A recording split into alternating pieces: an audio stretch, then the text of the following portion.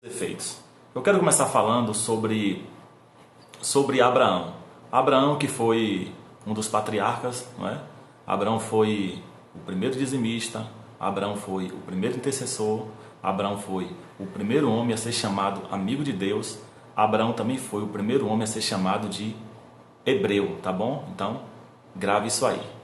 Bem, Abraão ele estava num cenário em que Deus tinha decretado a destruição de Sodoma e Gomorra, só que lá dentro tinha uma parte da sua família. Seu sobrinho Ló estava lá em Sodoma e Gomorra, estava morando lá, residia lá.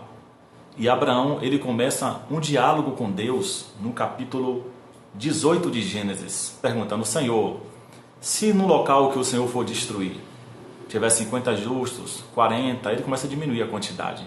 Se tiver justos nessa cidade, o que o Senhor faz? E o Senhor respondeu: não destruirei a cidade enquanto haver justos nessa cidade.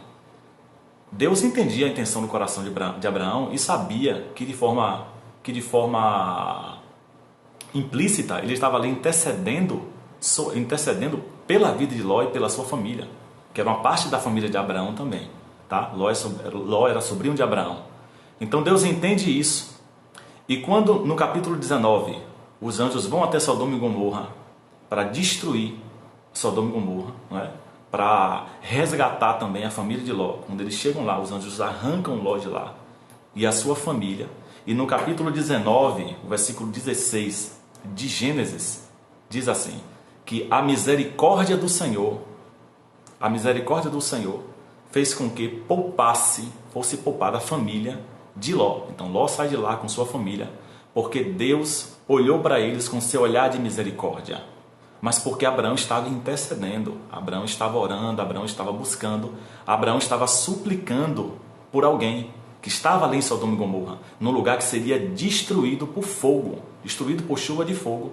Então, o primeiro ponto que eu quero relatar aqui, o que a oração, o que a intercessão, o que a nossa busca atrai de Deus, é a sua misericórdia. A oração atrai a misericórdia de Deus. Nós temos que lembrar, como a palavra diz, que Deus ele é tardio em irar-se. Ele é longânimo em sua misericórdia. Ele é longânimo em sua misericórdia. Ao mesmo tempo que Deus aplica a sua justiça, ao mesmo tempo que Deus aplica a sua ira, a sua misericórdia é infinita. Jeremias ele disse que as misericórdias do Senhor são a causa de não sermos consumidos, porque elas se renovam todos os dias. A cada manhã ela se renova. Porque ela não se renova de 15 em 15 dias, porque ela não se renova a cada semestre, de 30 em 30 dias. O profeta foi enfático quando ele disse: ela se renova todos os dias, diariamente, porque o Senhor sabe que nós necessitamos dessa misericórdia todos os dias. E é nosso dever, como Abraão, como cristãos, como servos de Deus, interceder e dobrar os nossos joelhos para pedir a misericórdia de Deus. Precisamos suplicar a misericórdia de Deus sobre todos. Eu sei que Deus, ele sempre, ao longo da história bíblica, protegeu os seus, guardou os seus. Vemos a história dos hebreus no Egito, vemos a história também da família de Noé durante o dilúvio, que Deus guardou, que Deus protegeu. Só que nós não podemos pensar somente dessa forma. Deus vai proteger os seus. Isso é um fato, irmãos. Nós já cremos nisso. Isso é um fato, que Deus irá proteger os seus, sempre protegeu. Mas nós não podemos nos apegar a essa informação, somente a essa fé, e esquecer dos demais. O mundo precisa da misericórdia de Deus. E esse mundo precisa da nossa intercessão, da nossa oração. O primeiro ponto é: a oração, a intercessão atrai a misericórdia de Deus. Então é nosso dever como cristãos interceder por todos aqueles, independente de serem cristãos ou não. Então, Deus sempre vai guardar nossa casa? Sim, isso é um fato. Mas o nosso dever é rogar e suplicar a misericórdia de Deus sobre todo o mundo, sobre os chineses, sobre a Europa, sobre os franceses, sobre todas as pessoas, todas as etnias, todas as culturas, todos os países, todas as cidades, por todo o mundo, por Jequié, pela Bahia, pelo Brasil. É o nosso dever. Então, o primeiro ponto, e Abraão destaca aqui, ele intercede por Ló, ele lembra de Ló, ele conversa com Deus sobre Ló. E antes de Deus destruir Sodoma e Gomorra, os anjos do Senhor retira Ló de lá e sua família por causa da intercessão de Abraão. Primeiro ponto, a oração atrai a misericórdia de Deus. E nós precisamos clamar por essa misericórdia. Quantas pessoas estão prejudicadas por causa de todo esse paradeiro? Todos os setores de comércio, de serviços, de venda de materiais, as pessoas mais pobres que precisam vender alguma coisa para sobreviver, para alimentar seus filhos, pessoas que foram demitidas porque não tem mais como pagar, não movimenta mais nada. Está tudo parado, as pessoas estão sofrendo com isso. O que é que elas precisam? Da misericórdia de Deus. A nossa oração atrai a misericórdia de Deus. A nossa intercessão atrai a misericórdia de Deus. Vamos continuar unidos em oração. O povo de Deus, nesse tempo, está se reagrupando em fé, em amor, em misericórdia, em jejum, em propósito. O povo de Deus está agora tendo a noção, a ideia, o consenso de que a causa é uma só e de que o nosso inimigo é um só. Então vamos acabar com as desavenças, vamos acabar com as desuniões, vamos acabar com as diferenças entre igrejas, denominações, porque a nossa causa é uma só. É pelo reino de Deus, a obra de Deus é uma só, a fé é uma só. Então vamos acabar com essa divisão toda e entender que a nossa oração atrai a misericórdia de Deus não só sobre nós como igreja, mas sobre todo mundo. Se a gente interceder, Deus derrama a sua misericórdia. Deus mostra a sua misericórdia. Ah, pastor Anderson, mas se isso for um juízo de Deus, meus irmãos, independente se for um juízo de Deus ou não, se for um juízo de Deus, não nos impede de orar pedindo sua misericórdia, rogando a sua misericórdia. Nós precisamos continuar dobrando os nossos joelhos, rogando a misericórdia de Deus sobre todos nós, sobre nossa família, sobre a igreja do Senhor e também por todos que necessitam dessa misericórdia, independente se eles são crentes ou não. Então, o primeiro ponto, a oração atrai a misericórdia de Deus. Agora, o segundo ponto, o que a oração atrai? O que é que Deus libera através da oração quando o seu povo se reúne para orar, para buscar? Eu vou ler Daniel 10, 12 e 13, tá? Para quem entrou agora, eu estou repetindo o sermão de ontem, 22 horas, porque teve um problema no Instagram e eu precisei repetir, tá bom? Para quem não viu ainda. Daniel 10, do 11 ao 13, diz assim: Então me disse, não temas, Daniel, porque desde o primeiro dia em que aplicaste o coração a compreender e a humilhar-te perante o teu Deus, foram ouvidas as tuas palavras, e por causa das tuas palavras é que eu vim. Mas o príncipe do reino da Pérsia me resistiu por 21 dias. Porém Miguel, um dos primeiros príncipes, veio para ajudar-me e obtive vitória sobre os reis da Pérsia. Primeiro ato, ou melhor, primeira coisa que Deus libera quando nós oramos, a sua misericórdia. Segunda coisa que eu quero relatar aqui, que Deus libera, que nós conseguimos atrair de Deus para nós, é o ministério dos anjos, a ação angelical.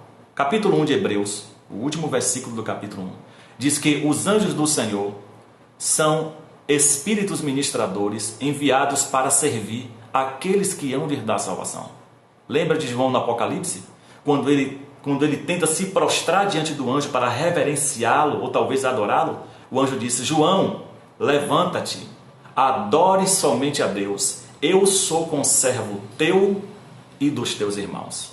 Então, os anjos estão a serviço da igreja pelo mando de Deus, pela ordem de Deus, conforme os propósitos de Deus. Lembra também de Isaías, no reinado de Ezequias, quando eles intercedem, eles oram, quando foram ameaçados pelo rei da Síria, Senaqueribe, foram ameaçados de uma invasão, eles oram e Deus envia um único anjo e destruiu, aniquilou 185 mil assírios.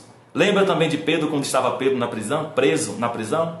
Ou melhor, quando estava preso, a igreja estava orando, intercedendo. O que aconteceu? Um anjo foi lá e tirou Pedro da prisão. O que é que eu quero dizer com isso? As nossas orações mobilizam a ação dos anjos em favor do povo de Deus, das respostas que a igreja precisa, que a igreja necessita. Deus libera o ministério dos anjos, a ação dos anjos, assim como aconteceu em Daniel, o texto que nós lemos agora. O anjo do Senhor desce para Daniel e disse: Daniel, não temas. Desde o primeiro dia em que você aplicou seu coração para orar, para buscar, tuas palavras foram ouvidas. Eu vim por causa das tuas palavras. Eu vim por causa das tuas palavras. E o anjo começa a explicar que houve uma grande batalha para ele não trazer a resposta a Daniel. E o Senhor liberou um outro anjo da classe dos arcanjos, que são os anjos de guerra, tá? São os anjos de guerra. Ele relata que foi Miguel, o arcanjo Miguel, e ajudou aquele anjo, e ele então conseguiu descer até Daniel para trazer a resposta, para entregar a resposta. É o único, eu disse ontem nessa live também, numa live também, é o único local nas Escrituras em que nós vemos um anjo ajudando outro anjo em uma grande batalha, somente para trazer uma resposta a um servo de Deus que estava piedosamente orando, buscando, clamando ao Senhor. Deus libera os seus anjos quando nós oramos, quando nós clamamos, quando nós intercedemos. Então, primeiro, a misericórdia de Deus. Segundo, Deus libera também o ministério dos anjos para estar atuando. Precisamos orar, clamar e crer nesse sobrenatural, que Deus pode enviar anjos em todos os lugares do mundo para exercer seus planos, seus propósitos e a sua vontade. Nós não podemos deixar de orar e de crer nesse sobrenatural de Deus. A terceira coisa que Deus libera quando nós oramos, quando nós intercedemos, quando nós buscamos. Mateus capítulo 7, a partir do versículo 7, diz assim, Jesus ensinando a orar. Pedi, pedi e dá-se-vos-á. Buscai e achareis. Batei e abri-se-vos-á. Porque todo que pede recebe, todo que busca encontra, todo que bate, a porta se abre. Se vós, sendo maus, saber dar boas coisas a vossos filhos, porque se seu filho lhe pedir uma pedra, um pão, você não vai dar uma pedra. Se pedir um peixe, você não vai dar uma serpente. E Jesus conclui, se vós, sendo maus, saber dar boas coisas a vossos filhos, quanto mais vosso Pai Celestial. Esse texto revela, meus irmãos, a bondade de Deus, a benignidade de Deus. Deus é bondoso, Deus é boníssimo, Deus é tardio em irar-se, grande e rico em misericórdia. A terceira coisa que a nossa oração atrás é a bondade de Deus.